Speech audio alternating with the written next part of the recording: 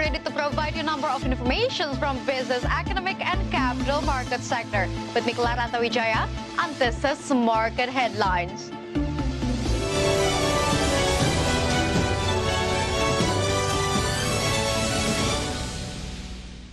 Minister of Maritime and Fisheries, Fajar Wayong, stated that he will ban export on lobster seeds as soon as possible. The marine commodities can only be cultivated until the size of consumptions and then can be exported. The minister said that allowing the export of lobster seeds would only benefit other countries. Meanwhile, Indonesia will suffer losses, and therefore the minister will firmly prohibit this export of lobster seeds in the future. Trengganu reflects on that case of lobster seed export that's ensnared the former Minister of Marine and Fisheries, Edi Prabowo. Ministry will ask the Chief of Police for assistance in preventing the export of lobster seeds. Trengganu admitted that he only allows lobster seeds for cultivation. Sudah pasti saya akan melarang ekspor benur. Kenapa? Karena benur itu adalah kekayaan daripada bangsa ini, kekayaan dari alam Indonesia.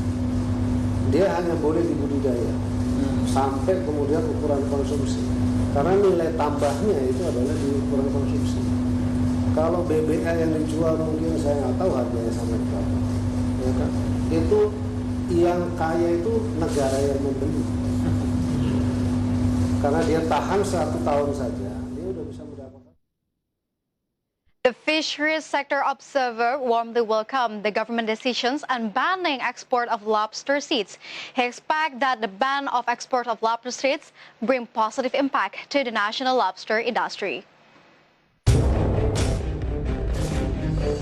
Fisheries Sector Observer Suhana stated that the lobster cultivation is the right way to do, whereas it is the right policy from economic and ecological perspective.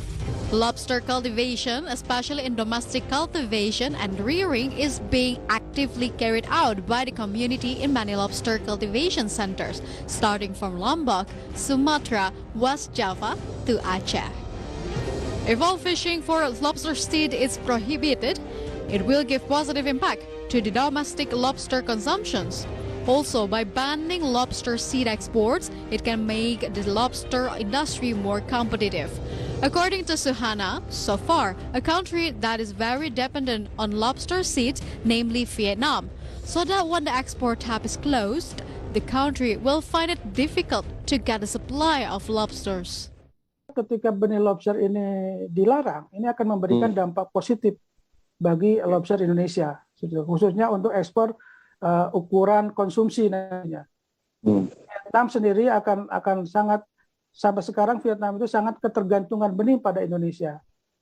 Nah, sehingga dulu ketika periode 2016 sampai 2018 Vietnam sempat terpuruk ekspor lobsternya karena pasokan benihnya dihentikan oleh Indonesia. Fisheries sector observers assess that the government's plan to ban export permits for lobster seeds is more or less the same as what the government did in 1973. That time, the government prohibited the export of milkfish seeds. And in around 1980s, the government succeeded in exporting milkfish to several countries.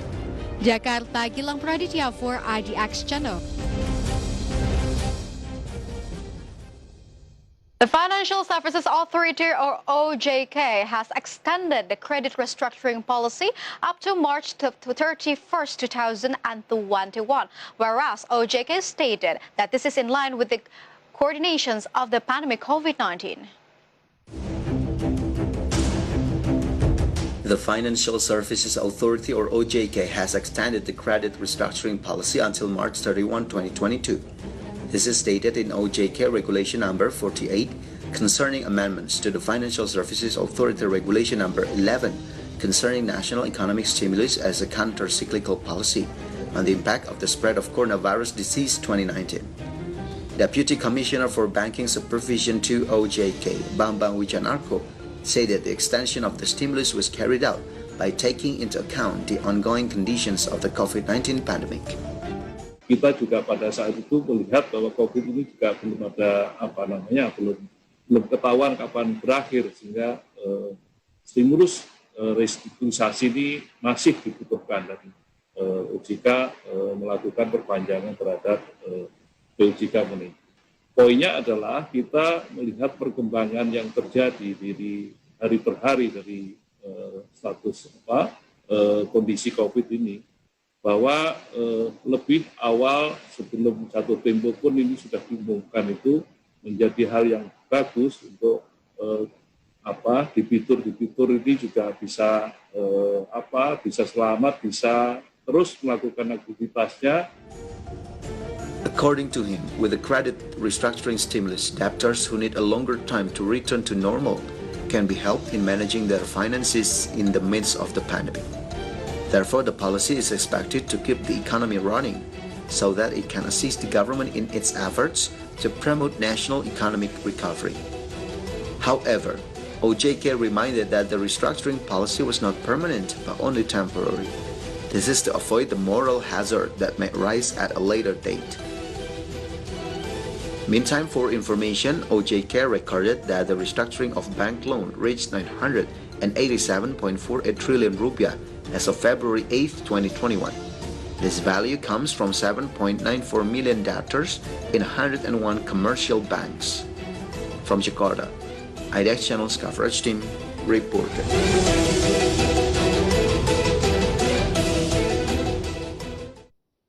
And yes, viewers, the government will encourage manufacturing sectors with various policies, such as encouraging consumptions to export.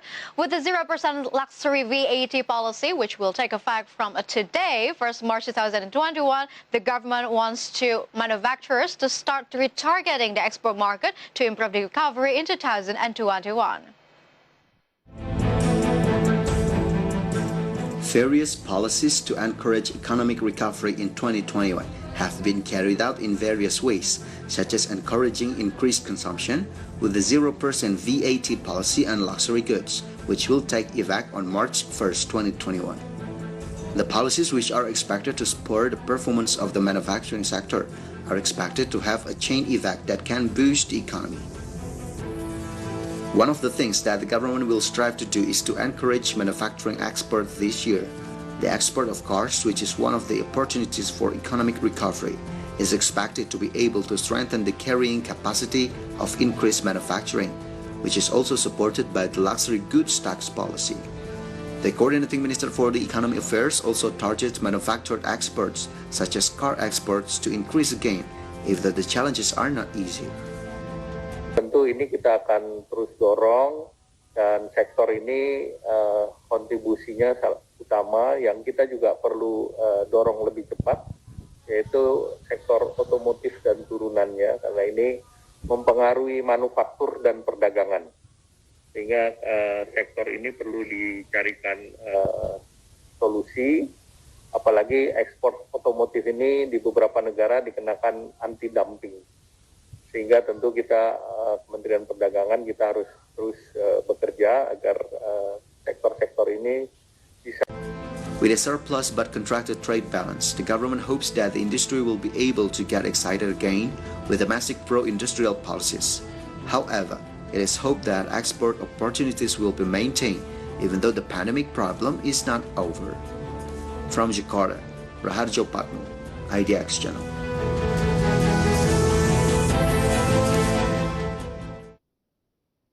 Market headlines will be right back after this quick break.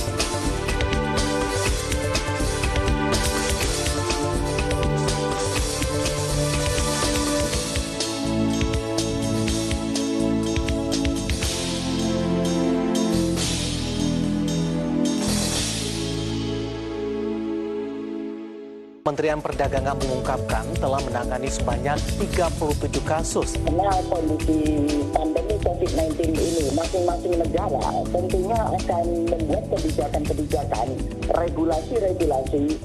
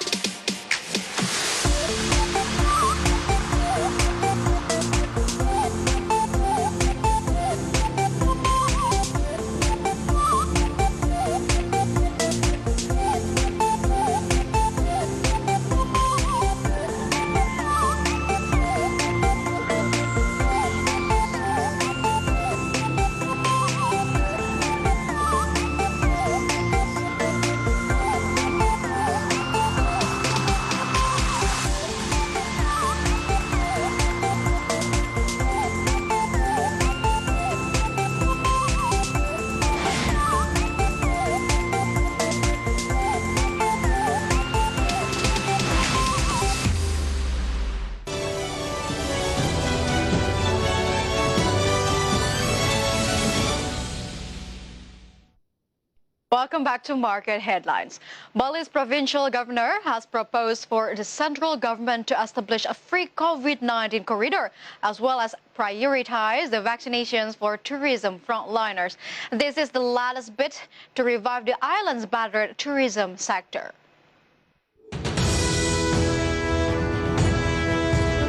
With the reopening of international travel borders recently, Bali's provincial government had proposed for the free COVID-19 corridor to be forged with low-risk countries that have implemented mass vaccination, such as China. The Bali administration has also proposed for central government to extend a soft loan totaling 9.9 trillion rupiah. This is equivalent to 712 million US dollar. The fund aims to help tourism players in Bali revive their business. In response, Sandiaga Uno, as the Minister of Tourism and Creative Economy, said that he had delivered Bali's soft loan proposal to the Minister of Finance and Coordinating Minister for the Economy Affair.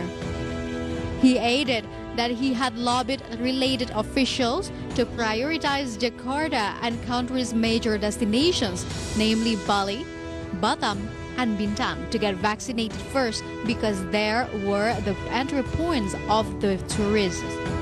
The minister said that the talks between his office and the Ministry of Foreign Affairs, Ministry of Health, and Ministry of Law and Human Rights to make a free COVID-19 corridors was at its final stages.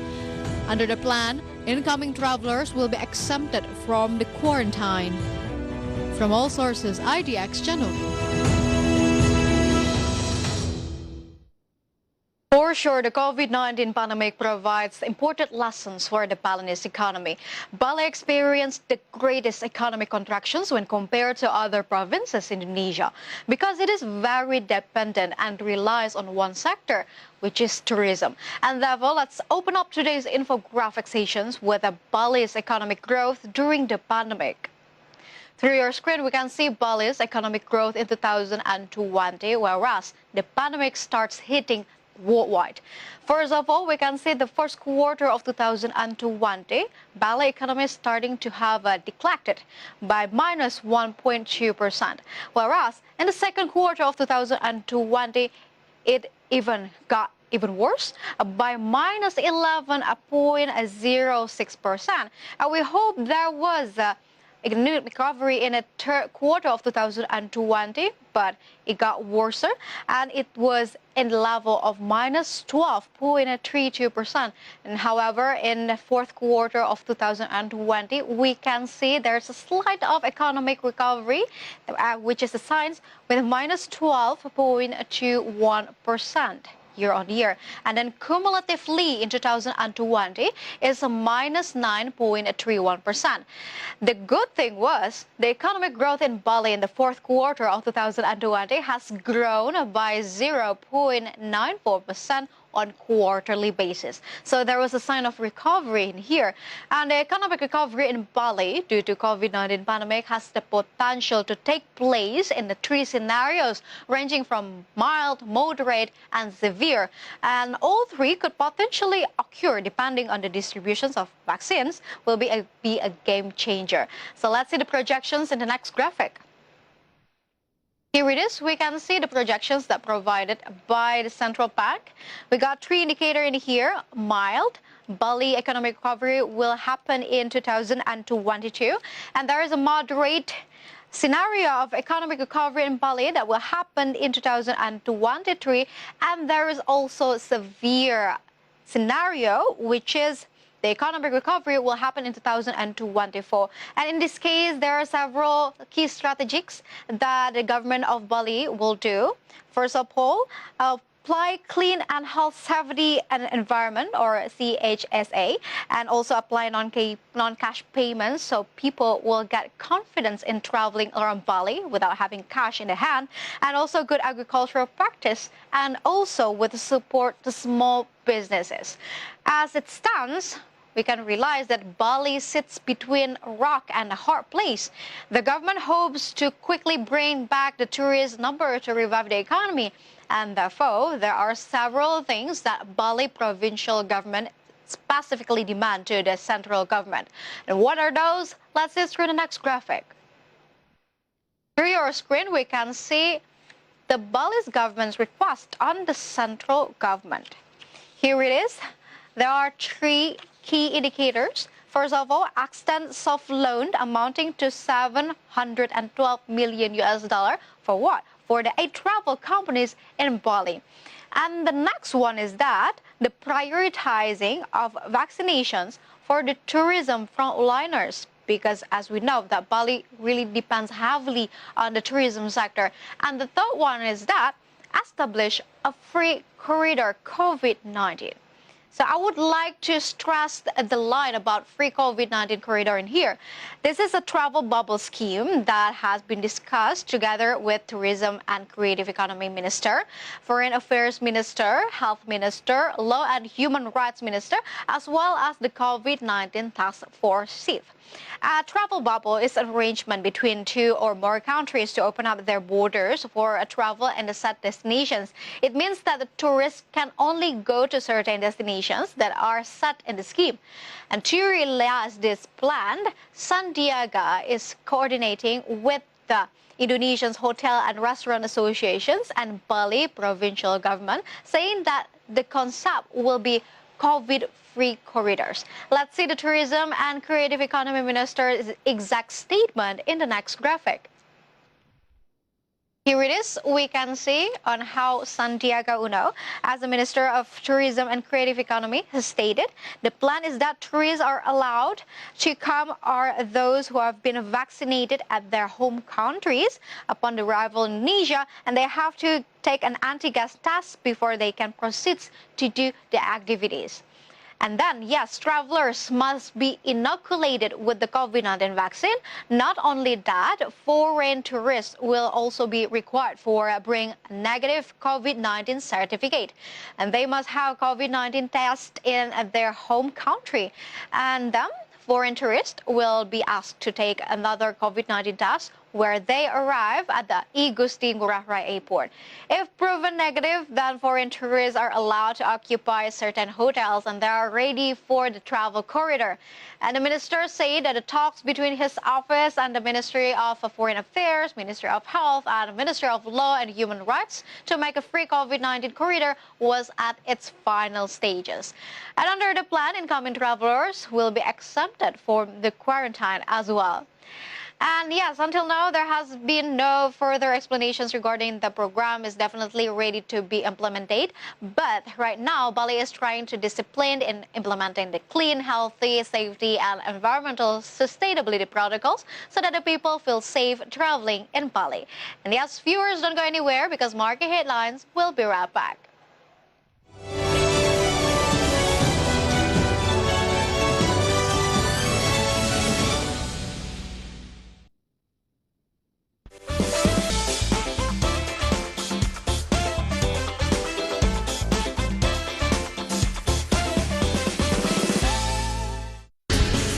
Presiden Jokowi disuntik vaksin Sinovac, pemerintah resmi menggelar vaksinasi nasional.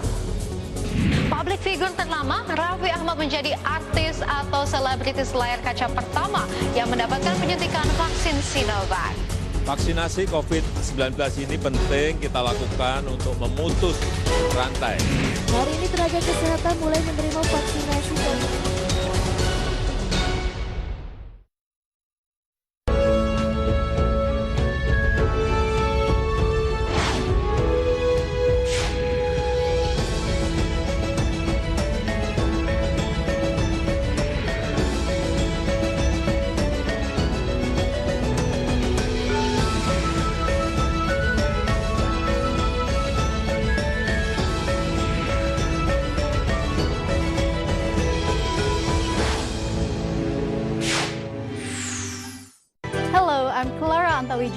I'm associate producer and news presenter on Market Headlines.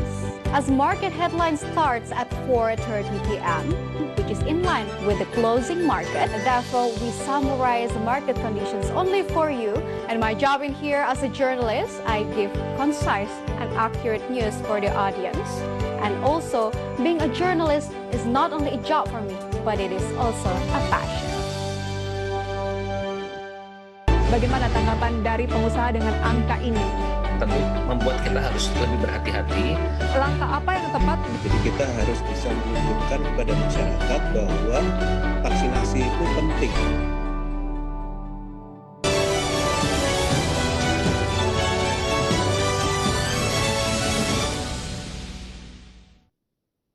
Yes, viewers, welcome back to Market Headlines. Let's take a look at Jakarta Compass City Index intraday movement. So earlier today, JCI was open at a level of 6,263.02, and then approaching the closing time of the first session, the index was on a level of 6,309.84, and then the index was showing weakening trend by the second session closing time. The index was closed at the level of 6,338.51. In short, JCI went up 1.55%. Next, we are going to see the sectoral movement. Leading the dynamics of today's trading, we got finance as the leader of the strengthening trend that went up 3.39%. Mass industry that went up 3.06%. Basic industry went up 0.11%, while consumer goods went down 0.26%. Moving on to the top gainers and the top losers, here are the key highlights from today's trading sessions. We got BBCA that went up 4.99%. We got BMRI that went up 6.91%. We got Astro International that went up 3.7%, and BBRI that went up 2.55%. In the meantime, for the top losers for today's trading sessions, we got TOWR that went down 3.16%.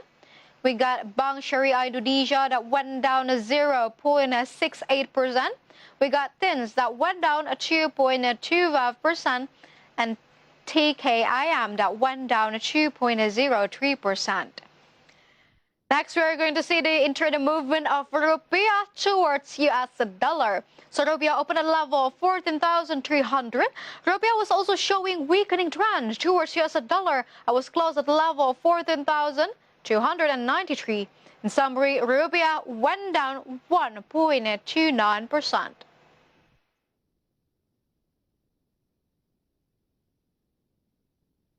Supported by the rise of a property industry this year, Bumi Serpong Damai is optimistic. It is aiming for the higher pre-sales targets. The company is aiming for a pre-sales target of 7 trillion rupiah in 2021, or 8% growth year-on-year.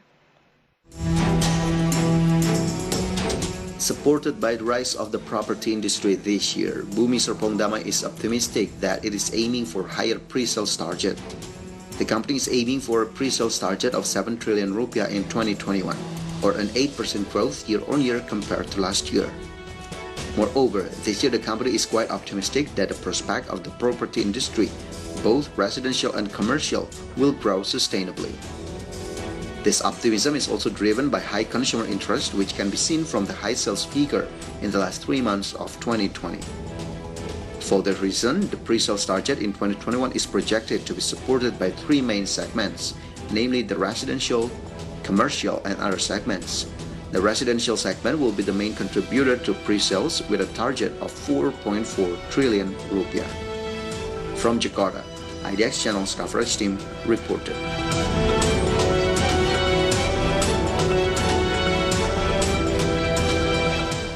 Capital market analysts assess the Jakarta Composite Index or JCI in March 2021 will predict it to strengthen again depending on the release on the issuer's annual performance and domestic economic data. The capital market analysts assess that the Jakarta Composite Index or JCI in March 2021 is predicted to strengthen again, depending on the release of the issuer's annual performance and domestic economic data. Panin Sekuritas analyst William Hartanto evaluates the composite index for February 2021. According to him, technically the index is in a good position because it can maintain a position above 6,200. Meanwhile, William sees that entering the end of the first quarter of 2021, JCI is still expected to strengthen, with one of the sentiment is window dressing in dividend distribution. Thus, he estimates that the JCI will move in the range 6,152 to 6,440 throughout March 2021.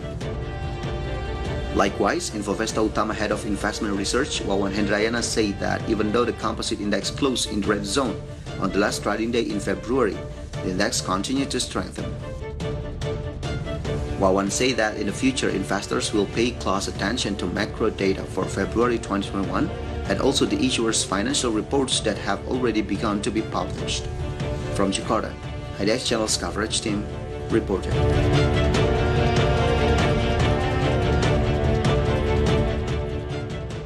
And the news close our market headlines today. Please enjoy our next program on IDX Channel, Your Trustworthy Economic, Business and Capital Market Channel. I'm Claranta Wijaya. Have a nice evening and stay safe.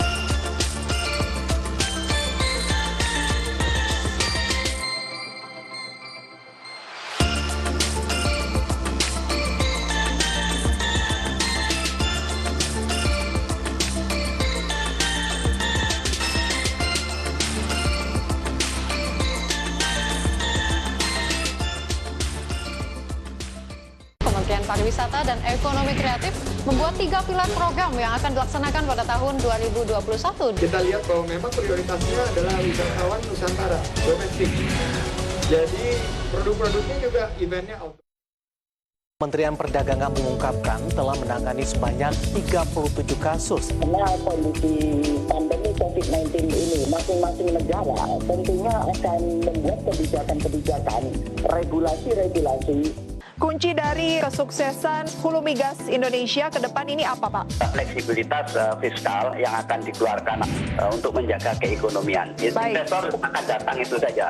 Oke, Pak. Keekonomiannya terjamin.